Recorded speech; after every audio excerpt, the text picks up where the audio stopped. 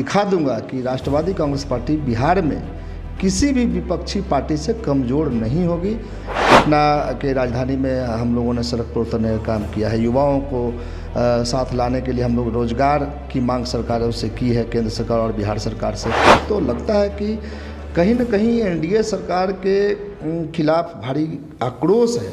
उस आक्रोश का फ़ायदा हम राष्ट्रवादी कांग्रेस पार्टी के साथी मिलकर और बिहार के गांव-गांव में अपने संगठन को मजबूत करके उसको हम लोग बड़े आंदोलन का रूपरेखा हम लोग तैयार करें। बड़े नेताओं को पार्टी छोड़ने से नुकसान तो होता ही है। मैं ये नहीं कहता कि तारिक अनवर साहब के पार्टी छोड़ने से हमें नुकसान नहीं हुआ।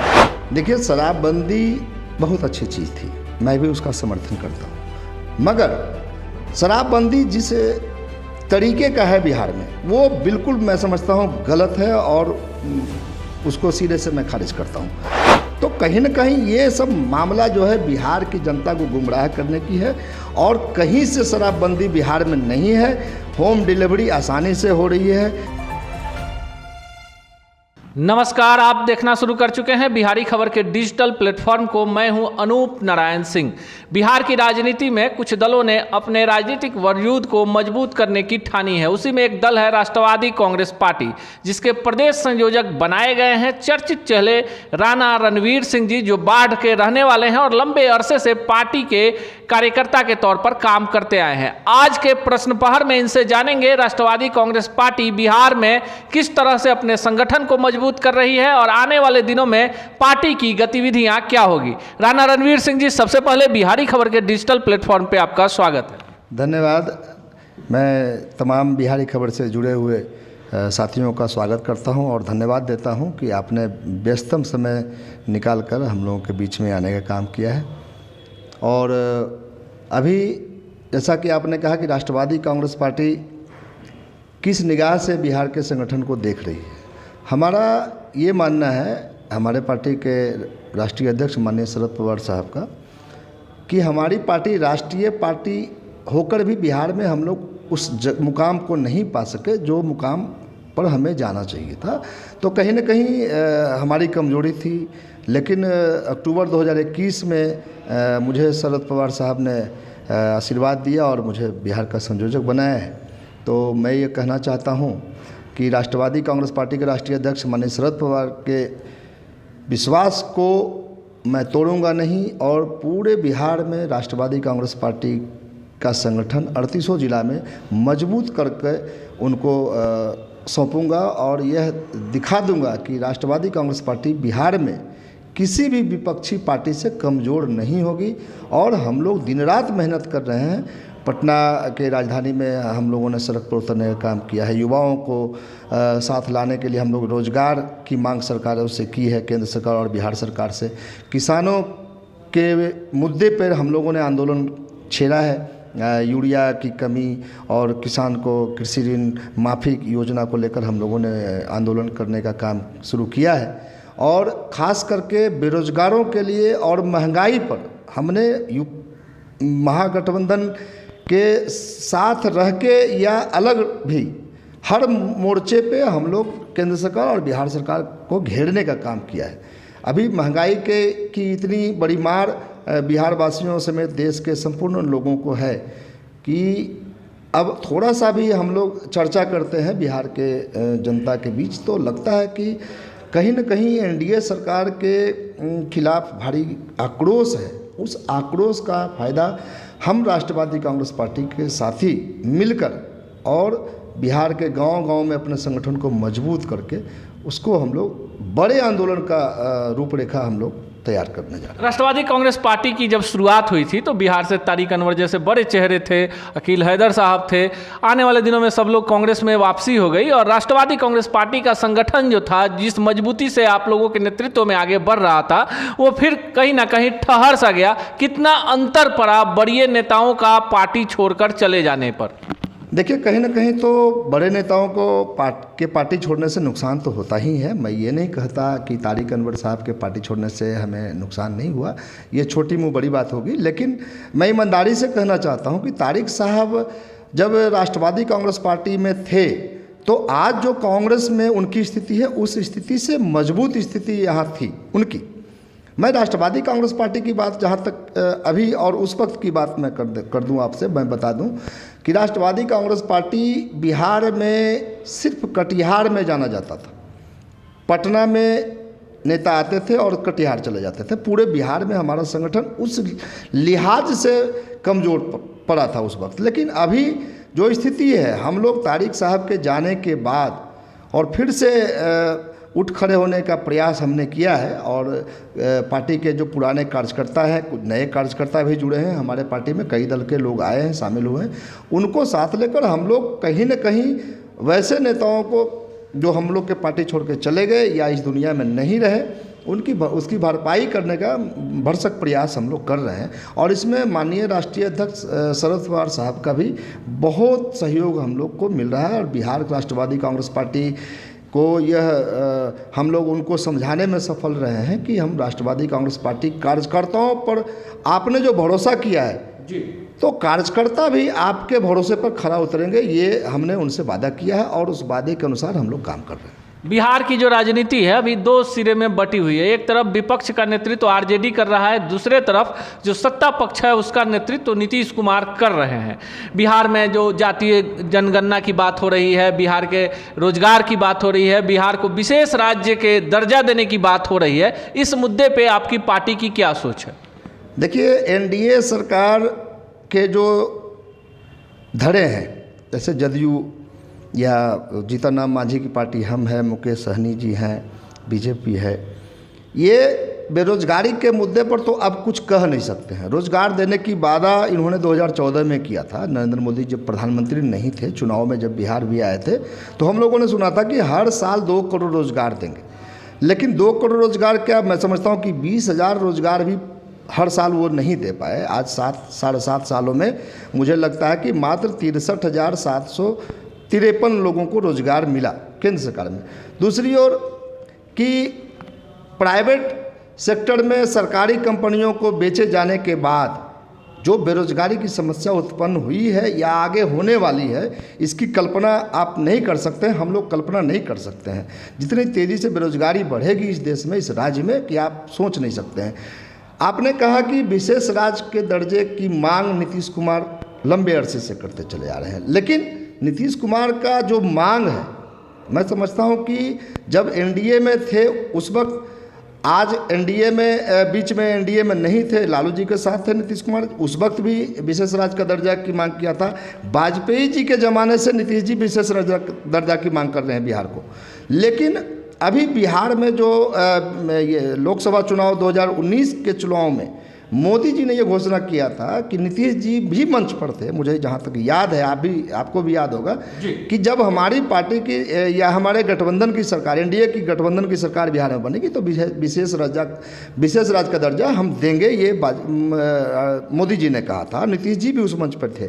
तो मैं कहना चाहता हूँ कि नीतीश जी गुड़ खाते और गुलगुल्ला से परहेज करते हैं।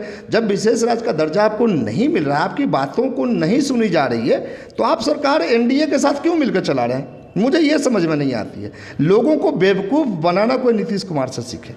कभी ये कहते कि विशेष राज्य का दर्जा की ज़रूरत अब नहीं है, बीच में आपने सुना होगा, आज जब इनको लगने लगा कि बिहार में उद्योग धंधे नहीं है, बिहार में बेरोजगारी चरम पे है, यहाँ पर किसी भी प्रकार के लोगों को आमदनी नहीं है, किसानों का हालत खस्ता है, तो विशेष राज्य का दर्जा का एक लॉलीपॉप जनता के सामने ले जाना चाहते हैं। लेकिन जनता अब इनको समझ चुकी है और विशेष राज्य के दर्जा नीतीश कुमार के मांगने से तो नरेंद्र मोदी जी देने से रहे, ये तय है। लेकिन अब बिहार को की जनता को तय करना है कि झूठे वादे करने वाले के साथ देती है जनता, या फिर जो आगे काम करने के इच्छुक है, जो जनता के बीच रहने वाली पार्टियां हैं, उनको साथ देने का मन जनता बना। बिहार को लेकर शराबबंदी एक बड़ा मुद्दा है, इसको आप क्या मानते हैं? नीतीश कुमार की हठधर्मिता, बिहार में सामाजिक सुधार की एक बड़ी परिकल्पना, या एक ऐसा मन लुभावन जिस पर एकदम मुख्यमंत्री ठान बैठे हैं कि जिस तरह से साइकिल योजना, पोशाक योजना हमारा हिट कर गया, शराब योजना से महिलाओं का वोट बैंक मिल जाएगा। और बिहार में कहीं ना कहीं इस बात की चर्चा है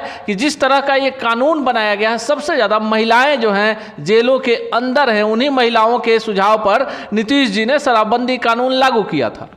देखिए, शराबबंदी बहुत अच्छी चीज़ थी, मैं भी उसका समर्थन करता हूँ, मगर शराबबंदी जिस तरीके का है बिहार में, वो बिल्कुल मैं समझता हूँ गलत है और उसको सिरे से मैं खारिज करता हूँ। तमाम महिलाओं की बात आती है कि महिलाओं ने नीतीश कुमार जी से ये मांग रखी थी कि शराबबंदी बिहार में हो तो हम आपको वोट देंगे। मैं पूछना चाहता हूँ आपके चैनल के माध्यम से नीतीश कुमार जी से कि अगर महिलाएं 50% की आबादी है महिलाओं की, अगर महिलाओं ने शराबबंदी के नाम पर आपको वोट दी होती तो ये 43 सीट तो नहीं आना चाहिए था। अब 43 सीट आपके पास है और आप दम भर रहे हैं कि महिला मेरे साथ है, महिला की पूरी टीम मेरे साथ है बिहार की महिलाओं के। लेकिन मैं समझता हूं कि महिला जिस तरह से प्रताड़ित हो रही है इनके राज्य में, खास करके शराबबंदी कानून के डंडे से जिस तरह से महिलाओं को पीटा जा रहा है, तो महिला आक्रोशित है। महिला के बीच में जाएं। एक बार नीतीश कुमार जी जाते हैं, कई जिला का दौरा उन्होंने किया था कि भाई शराबबंदी को हम लोगों ने सफल बनाया है। तो उस सभा में कौन से लोग थे? वो सरकारी कर्मचारी थे, जो या तो सरकारी कर्मचारी थे या सरकारी कर्मचारी के द्वारा ढो के लाए गए थे। तो कहीं न कहीं ये सब मामला जो है बिहार की जनता को गुमराह करने की है और कहीं से शराबबंदी बिहार में नहीं है। होम डिलीवरी आसानी से हो रही है, लोग बड़े बड़े माफिया इसमें पैसे कमा रहे हैं, मंत्री से लेकर पुलिस के आला अधिकारी इस घोटाले में डूबे हुए हैं, सरकार के खजाने की लूट हो रही है।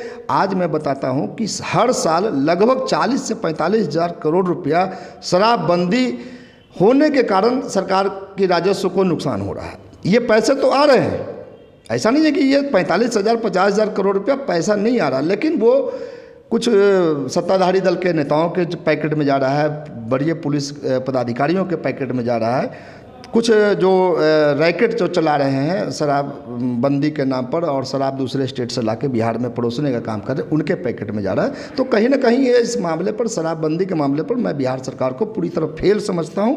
और शराबबंदी का नाम सिर्फ है, शराबबंदी कहीं नहीं है। राष्ट्रवादी कांग्रेस पार्टी आज भी मांग करती है कि बिहार में पूर्ण शराबबंदी हो, न कि शराबबंदी के नाम पर कुछ लोगों के पैकेट भरने का काम बिहार सरकार करवा रही है।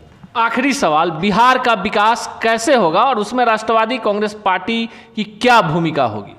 देखिए, बिहार का विकास मैं समझता हूं कि बिहार एक कृषि प्रधान राज्य है और कृषि के अलावा यहाँ कोई संसाधन लोगों के आमदनी का जरिया नहीं है। मैं समझता हूं कि बिहार में नीतीश कुमार का 16 साल से ज़्यादा का वक्त हो चुका है मुख्यमंत्री बने हुए, आज तक एक भी इंडस्ट्री बिहार में नहीं लगा, जबकि बिहार के मजदूर दूसरे राज्यों में जाकर उस राज्य का कायाकल्प कर दिए। तो बिहार में इंडस्ट्री क्यों नहीं है, इस पर चिंता करने के बजाय कोरी घोषणा कर रहे हैं बिहार सरकार के मंत्री और बिहार के मुख्यमंत्री कि बिहार में हमारा जीडीपी ये है, बिहार में ये, बिहार हमारा खुशहाल है, बिहार तरक्की कर रहा है, बिहार में रोजगार मिल रहा है, शिक्षा मिल रही है। मैं समझता हूँ कि जब शिक्षा मिल रही है, रोजगार मिल रही है, बिहार की अर्थव्यवस्था ठीक है, तो आप नीति आयोग का जो रिपोर्ट होता है, जारी होता है, उसमें बिहार बहुत निचले पैदान पर है। उस पर नीतीश कुमार कहते भी हैं कि हम निचले पैदान पर हैं। एक तरफ आप कहते हैं कि हम निचले पैदान पर हैं, एक तरफ कहते हैं कि हमने बिहार को बहुत विकास किया है, विकसित किया है बिहार को। तो बिहार विकसित जब है तो बिहार सबसे निचले पैदान पर क्यों है नीति आयोग के रिपोर्ट में? ये सब बात नीतीश कुमार झूठ बोलते हैं, जनता को बरगलाते हैं और नीतीश कुमार की औकात मैं समझता हूँ कि नहीं है कि बिहार को विकास कर सकते हैं। मैं ये नहीं कहता कि राष्ट्रवादी कांग्रेस पार्टी जादू की छड़ी घुमाएगी या बिहार को विकास कर देगी, लेकिन राष्ट्रवादी कांग्रेस पार्टी के नेता माननीय शरद पवार साहब, माननीय प्रफुल्ल पटेल साहब, हमारे कई सांसद ऐसे हैं जो इस मुद्दे पर महाराष्ट्र में कर दिखलाए हैं कि हम महाराष्ट्र को इस मुकाम पर आज पहुँचा पाए हैं। तो कहीं ना कहीं नेता की नीति और नीयत, हमारे नेता की नीयत और नीति बहुत साफ है और उनके नीति और सिद्धांतों के सहयोग से हम बिहार में जब हमारी पार्टी कुछ अच्छा कर जाएगी तो कहीं ना कहीं हम रोजगार उपलब्ध कराएंगे, इंडस्ट्री का यहाँ पर ग्रोथ होगा, नए नए लोगों को हम इनवाइट करेंगे हमारे नेता के द्वारा, शरद पवार साहब के द्वारा। और बिहार में किसानों की भलाई के लिए, किसानों की बेहतरी के लिए शरद पवार से ज़्यादा कोई नहीं सोच सकता है। चूँकि आपको याद होगा कि 2009 से 2014 के बीच में किसानों का लगभग 74,000 करोड़ रुपया कृषि ऋण जो किसानों पर था उसको एक मुश्त माफ़ करने का माननीय शरद पवार साहब उस वक्त कृषि मंत्री थे। आज भी शरद पवार साहब का कहना है कि कई कंपनियों को लाखों करोड़ रुपया का छूट दे दिया गया, उसको उनको ऋण से मुक्ति कर दी गई, लेकिन किसानों के जो बकाया ऋण है 1,50,000 रुपये, उस ऋण को यदि जो माफ़ कर देती सरकार, केंद्र सरकार और बिहार सरकार, तो कहीं ना कहीं किसान तरक्की करते और किसानों के द्वारा जो अर्थव्यवस्था बिहार में डेवलप होता वो बहुत मजबूत होता।